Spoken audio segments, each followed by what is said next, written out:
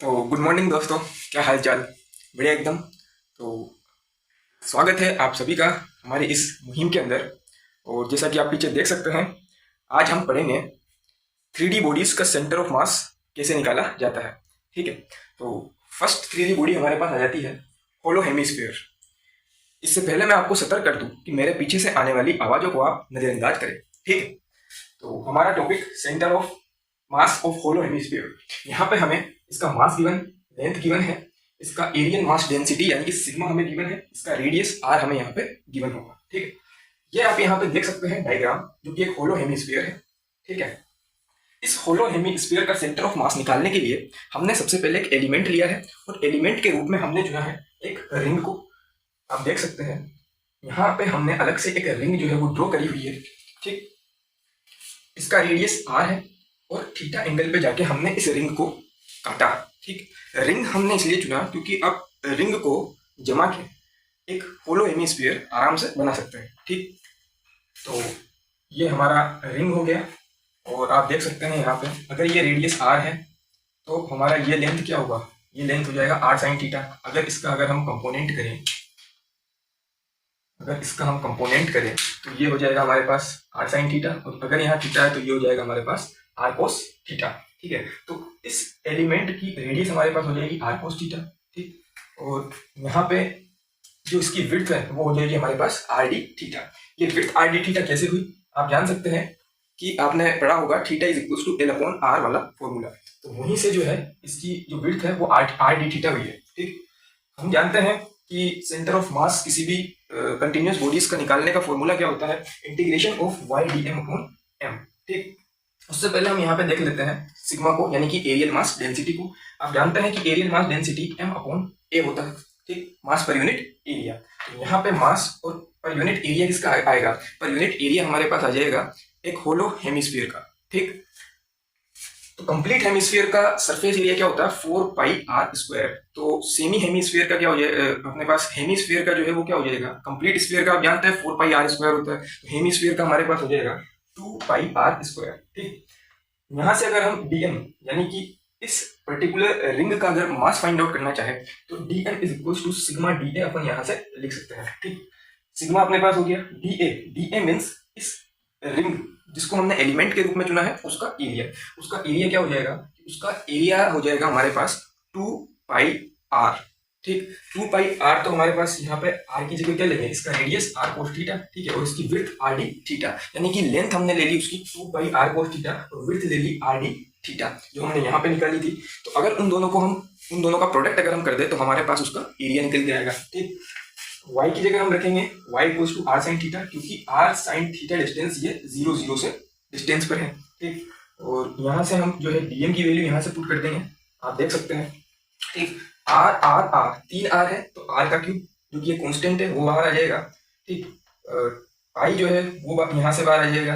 ठीक। सिग्मा जो है वो कांस्टेंट है वो बाहर आ जाएगा, और 2 को जो है वो हमने यहाँ पे बाहर नहीं लिया है क्योंकि 2 sine theta cos theta sine 2 theta, आप जानते होंगे ट्रिग्नोमेट्री का फॉर्मूला बहुत ही फेमस है कि 2 साइन थीटा कोस थीटा होता है हमारे पास साइन 2 थीटा। ठीक। अब इसका इंटीग्रेशन हम यहाँ पे कर देंगे 0 से 90 की लिमिट लगा के। ठीक है। 0 से 90 की अगर हम लिमिट लगाएंगे तो पूरा हेमिस्फीयर हमारे पास यहाँ पे कंप्लीट बन सकता है। ठीक है। तो ये हो गया हमारे पास आर क्यूब से आर स्क्वायर जो हमने कट कर दिया, पाई से पाई यहाँ पे कट कर दिया, एम से एम यहाँ पे हमने कट कर दिया, नीचे बचा 2। ठीक है। और आर अपॉन 2 मल्टीप्लाई बाय 2, ये 2 हमारे पास यहाँ से आया है। जब हमने साइन 2 थीटा का इंटीग्रेशन करा तो साइन का थीटा का क्या होता है, माइनस कोस थीटा, तो साइन 2 थीटा का क्या हो जाएगा, माइनस कोस 2 थीटा। तो ये लिख दिया हमने माइनस कोस 2 थीटा, और 2 थीटा का क्या हो जाएगा, डिवाइडेड बाय 2। तो यहाँ पर इस वजह से जो है वो यहाँ पे 2 आया है। 0 से 90 की लिमिट हमने यहाँ पे लगाई, तो R upon 4 minus cos 180 degree, क्योंकि 2 थीटा था, थीटा की जगह 90 रखा तो 180 आ गया, minus minus of cos theta. तो यहाँ से हमारे पास आ जाएगा आर बाय 4 माइनस ऑफ -1 और माइनस ऑफ -1। ये कंप्लीट क्या हो जाएगा, 2 हमारे पास यहाँ से हो जाएगा। तो 2 से जब हमने 2 को यहाँ पे कट करा तो नीचे बचा हमारे पास 2। तो इस तरीके से इसका सेंटर ऑफ मास का क्या आ गया, ये आ गया हमारे पास कैपिटल आर बाय 2। ये एक बहुत ही इंपॉर्टेंट रिजल्ट है, इसको आप ध्यान में रखिएगा। ठीक है।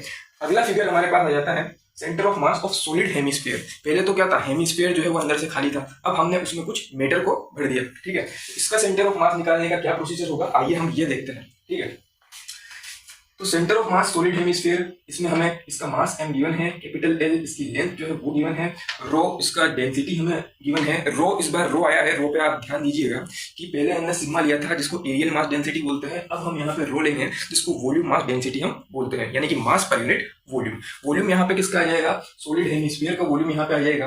कंप्लीट स्फीयर का वॉल्यूम 4/3 पाई आर क्यूब होता है, उसको आप डिवाइडेड बाई 2 करेंगे तो आपके पास बचेगा 2/3 पाई आर क्यूब। ठीक है, आर क्यूब जो है वो इसका रेडियस है, आप यहाँ पे देख सकते हैं।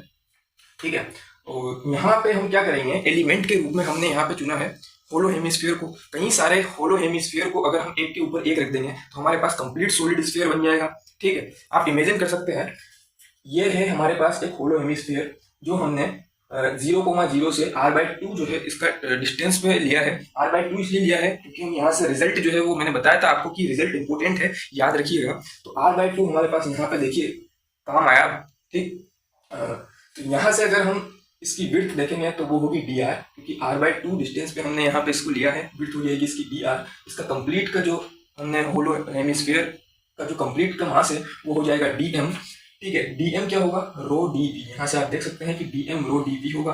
रो dv में वॉल्यूम किसका आ जाएगा, वॉल्यूम जो है वो इस एलिमेंट का आ जाएगा। ठीक है, तो रो 2πr² 2πr² कहाँ से आया, अगर एरिया को उसकी विड्थ से मल्टीप्लाई कर दिया जाए तो वो वॉल्यूम हो जाएगा। ठीक है, तो कंप्लीट हेमिस्फीयर का क्या होता है 4πr², तो सेमी का क्या हो जाएगा 2πr², यहाँ पे आप देख सकते हैं। ठीक है, अब ये फॉर्मूला हम जानते हैं कि कंटिन्यूअस बॉडीज का सेंटर ऑफ मास निकालने का formula integration of y dm upon capital M होता है, तो वही हमने यहाँ पे यूज किया है। 1/m जो कि कांस्टेंट है वो बाहर आ जाएगा, y क्या हो जाएगा, क्योंकि r/2 डिस्टेंस पे हमने इसको लिया है, यहाँ पे कैपिटल की जगह स्मॉल r आप करेंगे।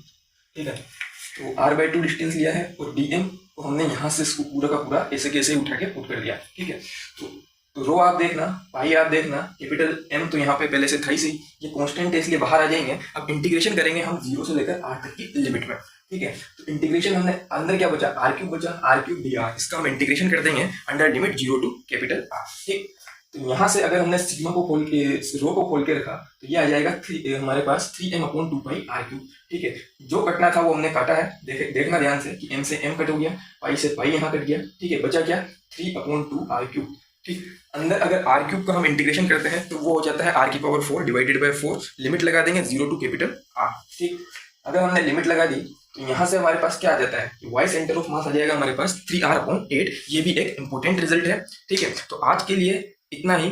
कर हम एक 3D बॉडी लास्ट में और बची है, सॉलिड कोन। ठीक है, उसका सेंटर ऑफ मास निकालना सीखेंगे। ठीक, तो आज के लिए इतना ही। Goodbye and have a nice day.